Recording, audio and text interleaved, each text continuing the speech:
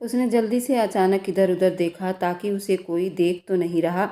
बहुत ज़्यादा घबराई हुई थी क्योंकि इस वक्त रात काफ़ी गहरी हो चुकी थी। पूरे घर में बिल्कुल अंधेरा था। घर के अंदर चारों तरफ सन्नाटा था। उसका दिल बहुत मचल रहा था। उसके शरीर में कई दिनों से कुछ अजीब से बदलाव आ रहे थे। वह सबकी नज़रों से बचते हुए रसोई की तरफ कदम बढ़ा चुकी थी। हाथ में कच्ची आमी का टुकड़ा था जो अपने हाथों में लिए नमक लगाकर खा रही थी और अपने आंखें मूंद लेती थी। चेहरे पर अजीब सा सुकून फैल जाता, जैसे कोई छोटी सी जिद पूरी हो गई हो। कुछ पल के बाद इतने में एक हल्की सी चरमराहट उसे सुनाई दी थी। उसने जल्दी चौंक कर इधर उधर देखा। दिल की धड़कनें बहुत तेज हो गई थी। जो काम वो कर रही थी उसे पूरे दुनिया से छुपाना चाहती थी, लेकिन उसे महसूस हो चुका था कि दुश्मन करीब आ रहे हैं। कुछ पल बाद उसे किसी के कदमों की हल्की सी आहट सुनाई दी।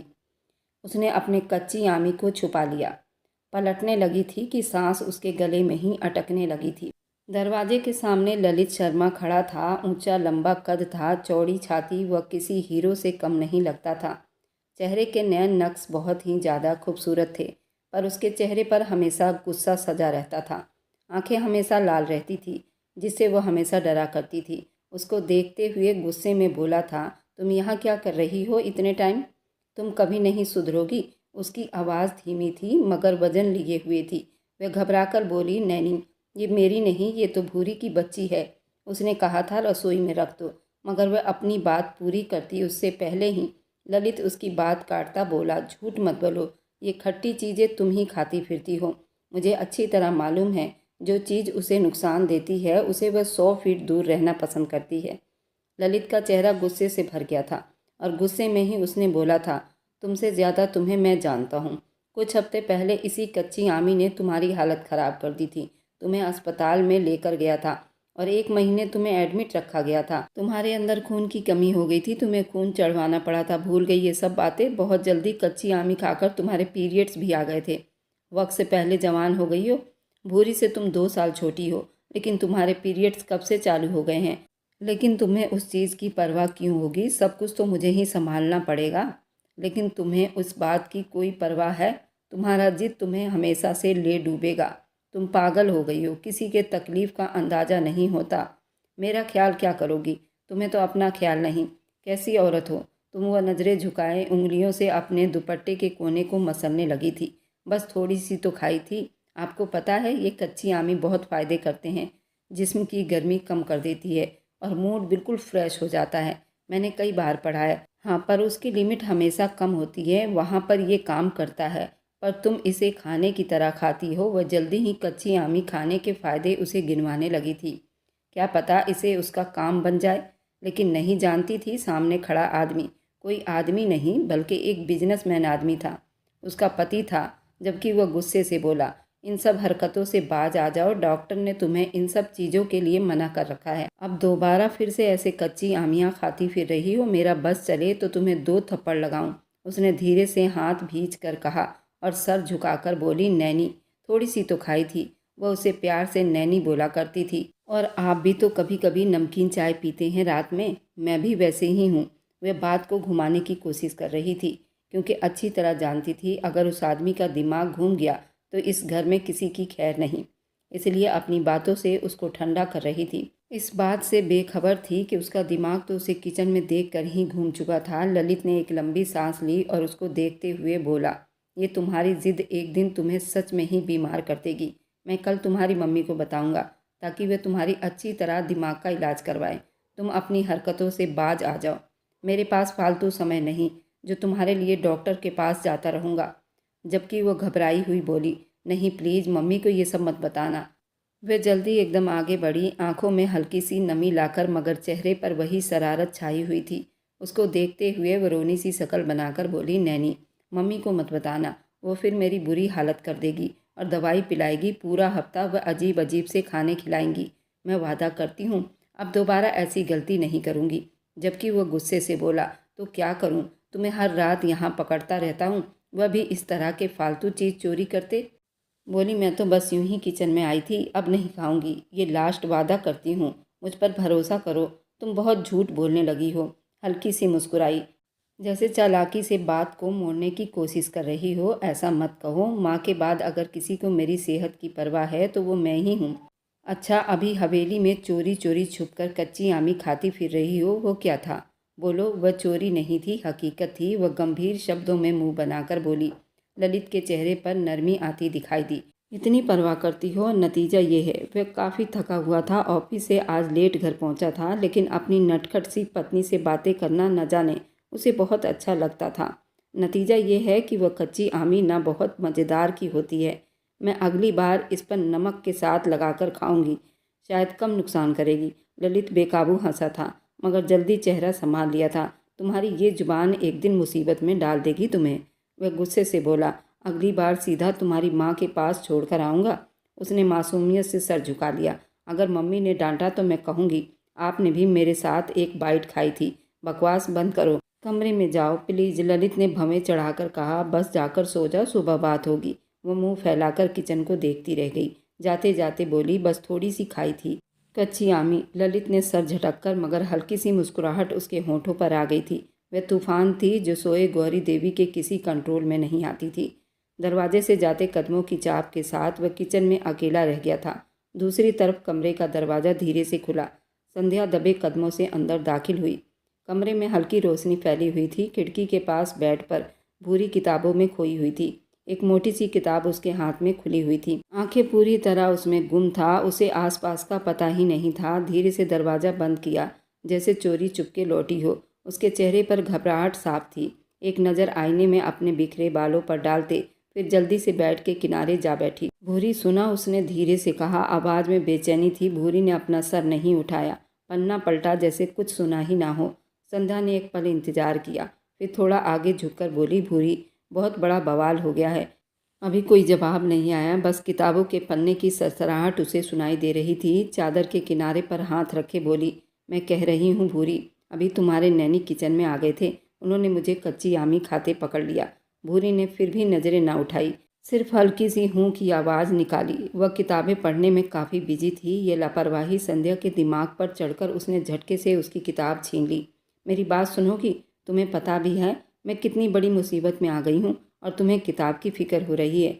भूरी ने झुझलाकर ऊपर देखा, माथे पर बल डाले। ये तुम्हारा रोज का ड्रामा है संध्या, हर हफ्ते यही होता रहता है। कभी कच्ची आमी खाती हो तो कभी खट्टी चीज़ें खाती हो, जिसके लिए तुम्हें सख्त मना किया गया, समझाया गया ये हरकतें मत किया करो। नैनी की नज़र हम पर रहती है।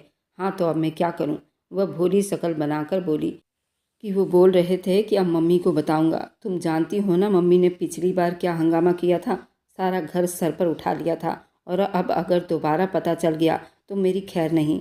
और तुम्हारे नैनी वो मुझसे अलग से बदला लेंगे इस बात का। भूरी ने किताबें वापस लेने की कोशिश की, मगर संध्या ने पीछे कर ली। तुम्हें किताब की फिक्र है, मेरी नहीं।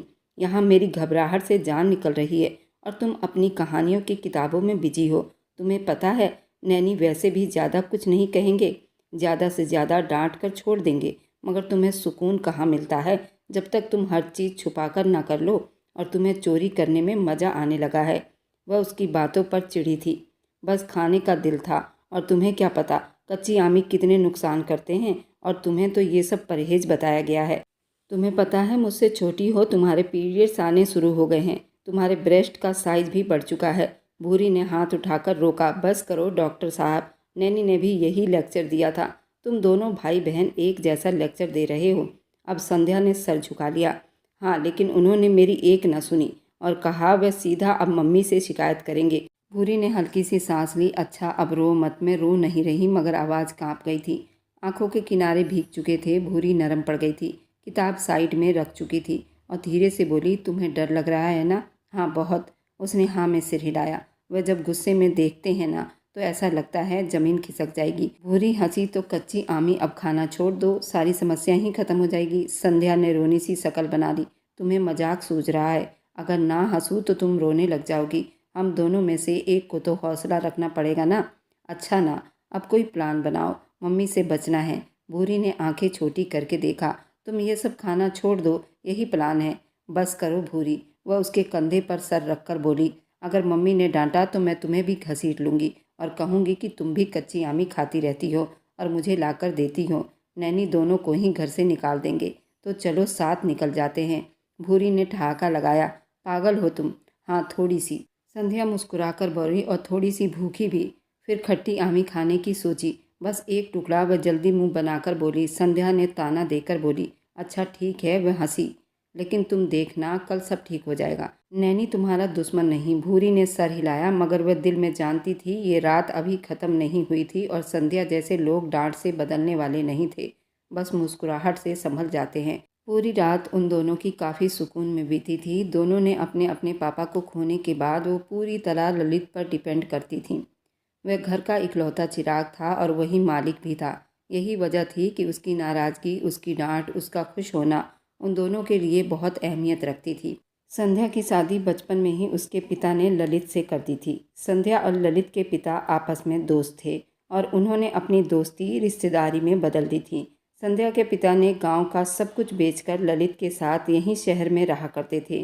कुछ दिन पहले एक बिजनेस मीटिंग के लिए जाते हुए उन दोनों का प्लेन क्रैश हो गया था। वे दोनों मौके पर ही दम तोड़ गए थे। उसके बाद से ये लोग बिल्कुल अकेले रह गए थे।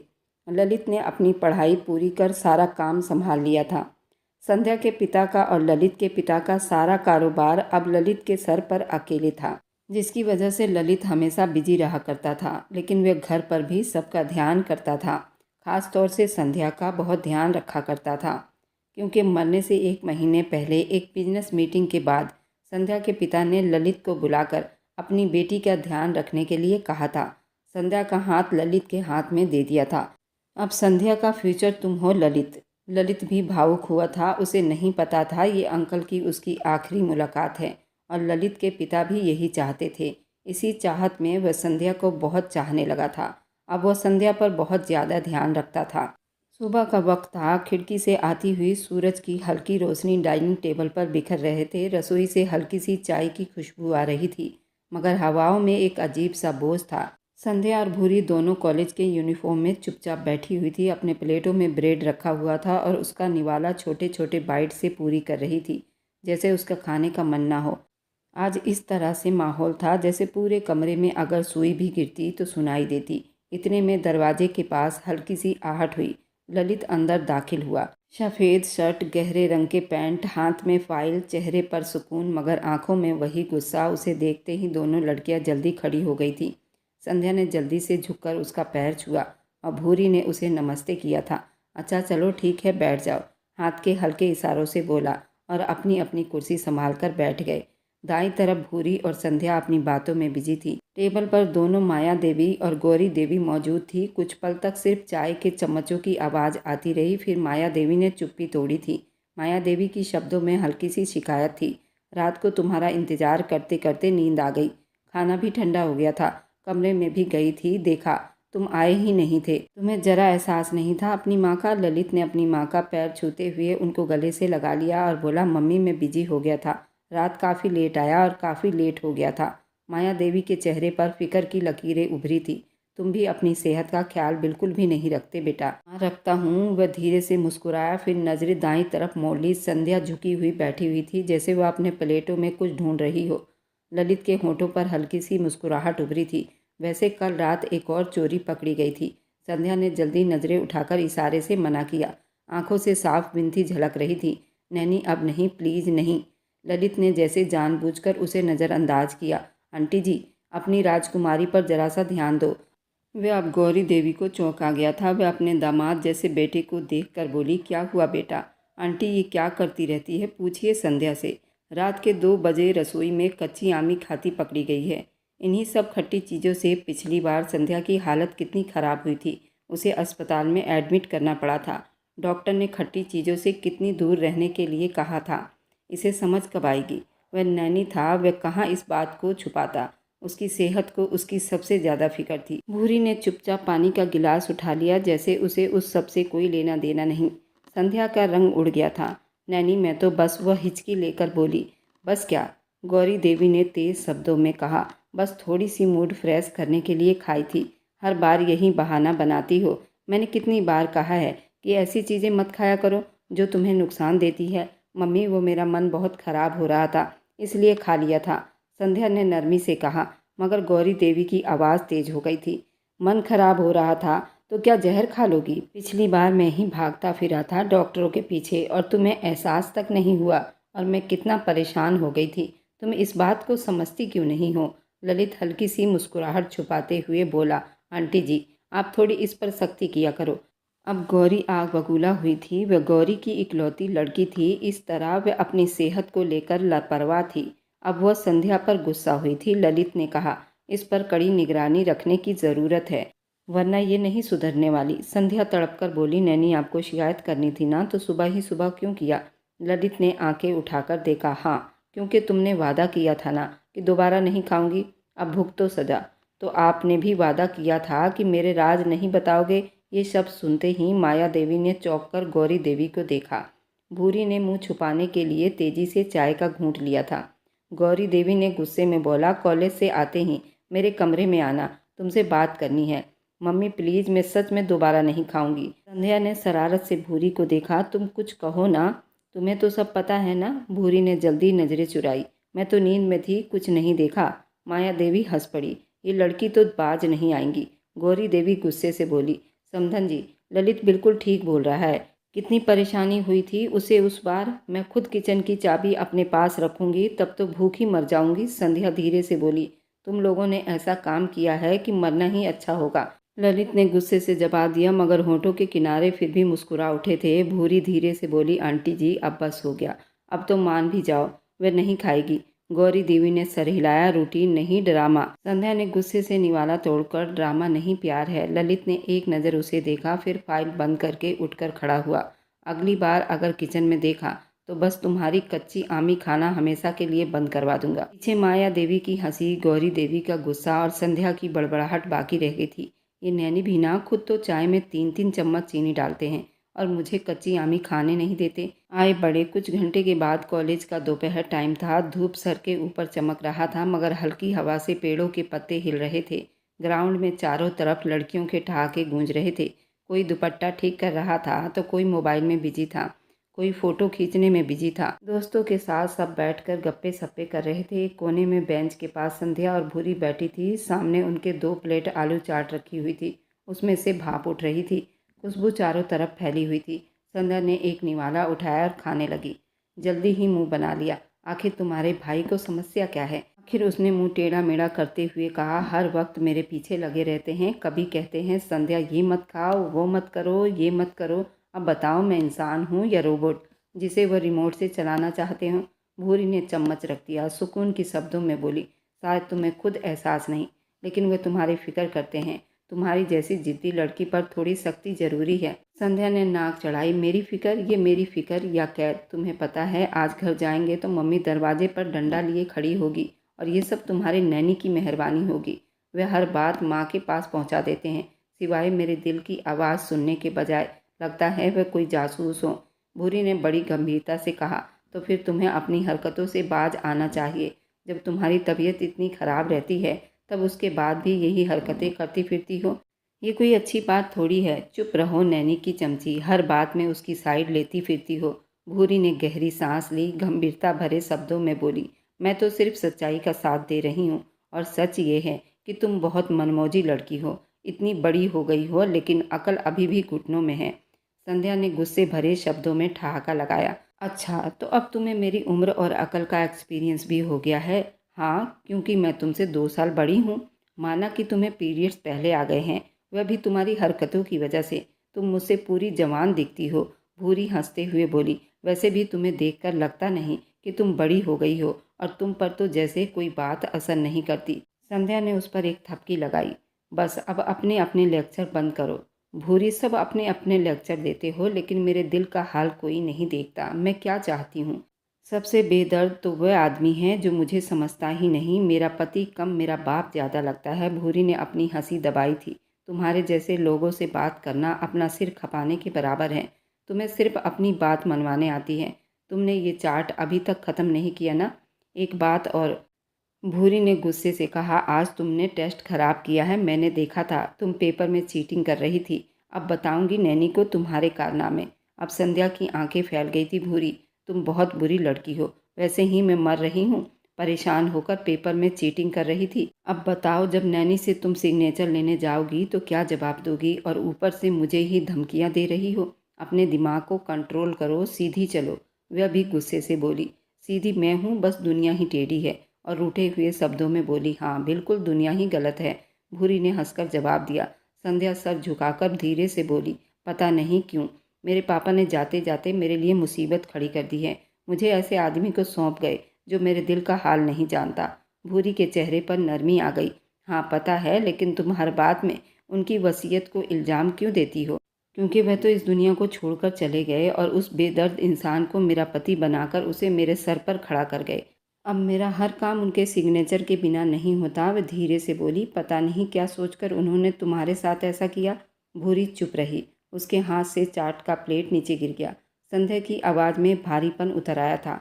कुछ पल के बाद भूरी नरमी से बोली, तुम्हें शायद अभी सब कुछ बोझ लग रहा होगा, मगर वक्त के साथ साथ समझ आ जाएगा कि वे तुम्हारे लिए ढाल बनकर खड़े हैं। नैनी की सख्ती, मम्मी की डांट, ये सब मोहब्बत के दूसरे नाम होते हैं। संध्या आंखों में नमी छुपाते हुए बोली, मोहब्बत या कैद खाना? कैद नहीं, ये सब एक चाहत है। फ़र्क समझो बेवकूफ़ लड़की। वह कुछ देर चुप रही, फिर संध्या ने अचानक मुंह बनाया। अब बस भी कर दो, ये लेक्चर ख़त्म कर दो। पूरी हंसते हुए बोली, हाँ मगर दोबारा कच्ची आमी खाने की भूल की तो मैं भूल जाऊंगी और दोबारा तुम्हारी शिकायत लगाऊंगी।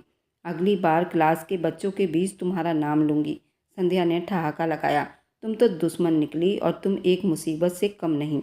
भूरी भी बोली। दोनों की हंसी गूंजी, जैसे पल भर के लिए सारा बोझ हल्का हो गया हो। कॉलेज के ग्राउंड में हंसी की एक लहर दौड़ गई थी। चटाकेदार चाट, थोड़ी नाराजगी और बहुत सारी दोस्ती के साथ कमरे में शाम की मध्यम रोशनी फैली हुई थी। सूरज की किरणें खिड़की के जालीदार पर्दों से छनकर अंदर आ रही थी। हवा में हल्की सी खुशबू फैली हुई थी। शायद भूरी के परफ्यूम की वजह से थी, जो आईने के सामने खड़ी अपने बालों में कंघी कर रही थी। दूसरी तरफ संध्या बिस्तर पे औंधे मुंह लेटी रोमांटिक नॉवल पढ़ रही थी और आहें भर रही थी। इस लड़की की कितनी अच्छी किस्मत है। इसका प्रेमी इसे कितना चाहता है। एक मेरा वाला मुझे देखता ही नहीं। तो मुझे पीरियड्स भी आते 3 साल हो चुके हैं, लेकिन मजाल है कभी उस बंदे ने मेरा प्यार से हाथ पकड़ा हो और मुझे सहलाया हो। उसके चक्कर में मैंने कच्ची आमी खाई और पीरियड्स मेरे आ गए, लेकिन उस बंदे ने मुझे कभी प्यार भरी नज़रों से नहीं देखा। डांटने से उसे फुर्सत ही कहाँ। अस्पताल में भी मैंने कई बार उसे अपने पास करने की कोशिश की, लेकिन वह तो मुझे बच्ची समझता है। कई बार उसे मैंने अपने जिस्म के उभार दिखाने की कोशिश की, लेकिन उसे तो मुझे डांटने से ही फुर्सत नहीं। वह ललित के और अपने बारे में सोचती नोवेल पढ़ने में बिजी थी। चेहरे पर बड़ा सुकून था। दुनिया के सारे झगड़ों से आज़ाद। अचानक दरवाज़ा जोर से खुला। एक भारी सा साया अंदर दाखिल हुआ। गौरी देवी की आंखों में गुस्से की लपक और चेहरे पर वही गुस्सा जो किसी तूफान से आने के पहले का पता देती है। वह सीधी कदमों के साथ आगे बढ़ी तो संध्या ने चौंक कर जल्दी अपना नॉवल बंद किया, सीधी होकर बैठ गई। चेहरे पर हल्की सी शर्मिंदगी और घबराहट थी। 5 बज रहे हैं संध्या, तुम्हें होश भी है? कुछ ही देर के बाद तुम्हें ट्यूशन भी जाना है और तुम यहाँ नॉवल पढ़ने में मगन हो रही हो, जैसे कोई बड़ी महान हस्ती की किताबें पढ़ रही हो। भूरी ने अपना बाल आईने में बनाते हुए गौरी आंटी की तरफ देखा, मगर जल्दी होंठों पर हंसी दबाने की नाकाम कोशिश कर रही थी। संध्या ने हल्की सी नाक भौं चढ़ाते हुए किताबें एक तरफ रखती बेदली से बोली, मम्मी मैं थोड़ी देर में चली जाऊंगी, पहले ज़रा दिल को तैयार कर लूँ। रोज़ रोज़ ट्यूशन भी तो कोई आसान काम नहीं होता। गौरी देवी ने अपना हाथ उसके कमर पर रखा। अपने दिल को तैयार करो। तुम्हें क्लास लेने जाना है, ना किसी युद्ध में जाना है। तुम ऐसे कर रही हो जैसे तुम्हें किसी युद्ध में जाना है। कल भी ललित तुम्हारे बारे में कह रहा था कि तुम लेट पहुंची हो, उसे तुम्हारा इंतज़ार करने में देर हो जाती है। एक तो वह बेचारा तुम्हें मुफ्त में ट्यूशन देता है, ऊपर से तुम्हें शर्म भी नहीं आती। संध्या ने मुंह बनाकर अपनी थोड़ी के नीचे हाथ रखा। तो फिर उनसे कह देना हमें ना पढ़ाया करें, मैं खुद पढ़ लूँगी। वैसे भी कोई नालायक नहीं हूँ। भूरी, जो अब तक हंसी रोकने की नाकाम कोशिश कर रही थी, हल्की से हंस पड़ी।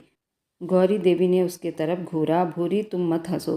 तुम्हारी दोस्त दिन ब दिन जुबान चलाती जा रही है और तुम उसको शह देती हो। संध्या ने जल्दी सर उठाया। मम्मी, आप हमेशा मुझे ही क्यों डांटती रहती हो? हर बात में ललित का नाम आता है। वह कोई आसमान से उतरे हुए भगवान तो नहीं। गौरी एक पल को रुकी, फिर तेजी से उसके पास आकर बाजू पर एक हल्का सा थप्पड़ जड़ दिया। ये तुम्हारी नैनी की ही मेहरबानी है कि तुम कुछ बन पा रही हो, वरना तुम्हें तो सिर्फ खेल कूद, फालतू किताबें और कच्ची आमी खाने से फुर्सत नहीं मिलती। मम्मी वह चिल्लाई। बाजू सहलाते हुए बोली, क्या हो गया आपको? हर बार बस मुझे ही डांट कर तुम्हें सुकून मिलता है। भूरी ने फिर से अपनी हंसी रोकने की नाकाम कोशिश करते हुए मुंह मोड़ लिया। गौरी देवी की आंखों में बस गुस्सा और थकन दोनों झलकने लगे थे। तुम्हें शर्म नहीं आती? संध्या, उम्र देखो अपनी। तुम्हारे अंदर तो अकल नाम की कोई चीज़ नहीं है। अगर कोई मुझसे पूछेगा गौरी देवी की बेटी क्या करती है, तो मैं क्या कहूँगी? ये सब फालतू किताबें पढ़ती हो, कच्ची आमी खाती फिरती हो और ऐसे उठपटांग काम करती फिरती हो। संध्या ने अपने होंठ बीचे नज़र झुका लिया। मम्मी, मैं अब से वक्त पर जाऊंगी। गौरी देवी ने एक लंबी सांस ली, फिर चेहरा नरम किया। बस यही सुनना चाहती थी। अब उठो, जाकर बैग तैयार करो और सुनो। वह उंगली उठाकर बोली, अगर तुम फिर से इस तरह की फालतू चीज़ें खाओगी तो मुझसे बुरा कोई नहीं होगा। वह उसे समझाकर चली गई थी। भूरी हंसते हुए बीच में बोली, आंटी जी, अब तो इसे खट्टी चीज़ें देखकर छुप जाती है। गौरी देवी ने घूर कर कहा, तुम दोनों दोस्तों का दिमाग खराब है। एक तो खट्टी चीज़ों की आशिक है, दूसरी हंसी की। वह बाहर निकल गई। गौरी देवी के कमरे से जाते ही उन दोनों का ठहाका गूंजा था। संध्या ने भूरी को तकिया दे मारा था। तेरे हंसने की वजह से माँ ने ज़्यादा डांटा है। भूरी हंसते हुए बोली, आंटी जी ठीक ही कहती है। तुम्हें कच्ची आमी और इन सब फालतू किताबों के अलावा कुछ नहीं सूझता। हाँ, तुम्हें आईने के सिवा कुछ नहीं दिखता। वह मुंह फैलाकर बोली। फिर दोनों दोस्त एक दूसरे को देखकर हंस पड़ी थी। कमरे में शाम की हवा ने उनकी हंसी को और नरम कर दिया, ऐसे जैसे मामूली झगड़े के बाद भी उन दोनों में प्यार मोहब्बत टूटकर भरा हुआ था। कुछ देर के बाद स्टडी रूम में हल्की सी खुशबू फैली हुई थी। दीवार के पास रखी मेज पर एक स्टडी लैंप जल रहा था, जिसकी फैली रोशनी में ललित अपने लैपटॉप पर नज़रें जमाए बैठा था। कमरे में चुप्पी थी, सिर्फ कीबोर्ड की हल्की टिक टिक आवाज़ सुनाई दे रही थी। दरवाजे पर धीरे से किसी की आने की आहट हुई। उसने बिना सर उठाए बोला, आ जाओ। दरवाज़ा खुला। हर भूरी के साथ संध्या भी अंदर दाखिल हुई। दोनों के हाथों में किताबें और कापियाँ थी, जैसे किसी अदालत के कमरे में रखे गए हो। वे दोनों धीरे से कुर्सी पर उसके सामने बैठ गए। ललित ने एक नज़र घड़ी पर डाली, फिर लैपटॉप बंद करके बोला, आज जो टेस्ट तुम लोगों का कॉलेज में हुआ था वह निकालो। जल्दी से साइन करवाओ और फिर कल के टेस्ट की तैयारी शुरू करो। मुझे जल्दी निकलना है। जल्दी हाथ चलाओ, वक्त बहुत कम है। दोनों दोस्तों ने एक दूसरे को देखा, जैसे किसी खुफिया राज में उलझी हुई हों। भूरी ने हिचकिचाते हुए किताब खोली, फिर घबराहट में बोली, नैनी, संध्या को आपसे कुछ कहना है। संध्या ने चौंक कर उसे घूरा, फिर अपने होंठ गुस्से में दबाते हुए बोली, भूरी चुप करो, कुछ नहीं कहना मुझे। ललित ने लैपटॉप के किनारे से नज़र उठाकर दोनों को देखा और अपने भौं को उचकाया। हाँ, क्या चल रहा है तुम दोनों के दिमाग में? उसने गुस्से से भरे शब्दों में पूछा। बोलना पसंद करोगी या मैं खुद अंदाज़ा लगाऊं? संध्या ने हल्की सी सांस ली, नज़र झुकाते हुए बोली, कुछ नहीं चल रहा। हर वक्त आप शक करते रहते हो। नैनी हल्का सा गुस्से से मुस्कुराया था। उसी मुस्कुराहट ने संध्या की जान ले ली थी, लेकिन संध्या को कभी उस नज़र से देखता ही नहीं था। कुछ नहीं चल रहा? अच्छा, तो फिर एक सेकंड, तुमने अभी तक मुझे अपनी कॉपी नहीं दिखाई। वह कुर्सी के साथ सीधा होकर बैठ गया। गंभीर शब्दों में बोला था, जब तुम्हारा टेस्ट अच्छा होता है तुम बड़े गर्व से कॉपी मेरे सामने रख देती हो, लेकिन आज तुम चुपचाप हो। इसका मतलब साफ है, टेस्ट खराब गया है तुम्हारा। संध्या का दिल जैसे धक से रह गया था। वह धीरे से सर झुकाकर हल्का सा बोली। ललित की आंखों में गुस्सा मायूसी एक साथ उभर आया। यही समस्या है तुम्हारी। वह कुर्सी से उठकर उनके पास आया। तुम पढ़ाई को खेल समझती हो। मैं तुम्हें इसलिए नहीं पढ़ाता कि तुम मेरा वक्त खराब करो, ये मेरा नाम डुबाओ। तुम्हें एहसास है मैं कितना बिजी रहता हूँ, फिर भी वक्त निकालता हूँ कि तुम कुछ अच्छा बन जाओ। भूरी ने धीरे से बोलने की कोशिश की। ललित भाई, कल रात ठीक से पढ़ नहीं सकी थी, मैं तुमसे नहीं पूछ रहा। वह गुस्से में बोला, मैं संध्या से बात कर रहा हूँ। फिर संध्या की तरफ झुककर बोला, अगर तुम्हें पढ़ने का शौक़ नहीं तो सीधा कह दो, लेकिन फिर कल मुझसे ये उम्मीद मत रखना कि मैंने तुम्हारे लिए कुछ नहीं किया या तुम्हारी मम्मी के सामने बात करूँ। संध्या धीरे से बोली, सॉरी नैनी, कोशिश करूँगी। ललित का शब्द बहुत गुस्से में हो गया था। कोशिश से कुछ नहीं होता, नतीजा दिखाओ। लड़कियां अगर इसी तरह लापरवाही करती रही तो कल को किसी काम की नहीं रह पाएंगी।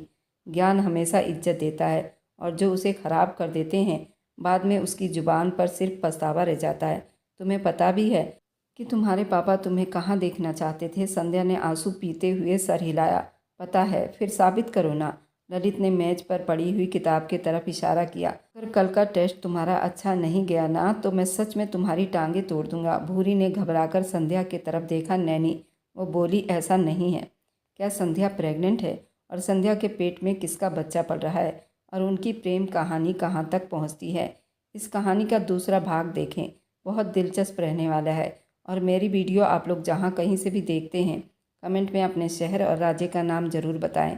मुझे आप लोगों के कमेंट पढ़ने में बहुत आनंद आता है और उन सभी का मैं बहुत बहुत धन्यवाद करना चाहती हूँ जो लोग मेरी वीडियो को देखते हैं, लाइक करते हैं और शेयर करते हैं।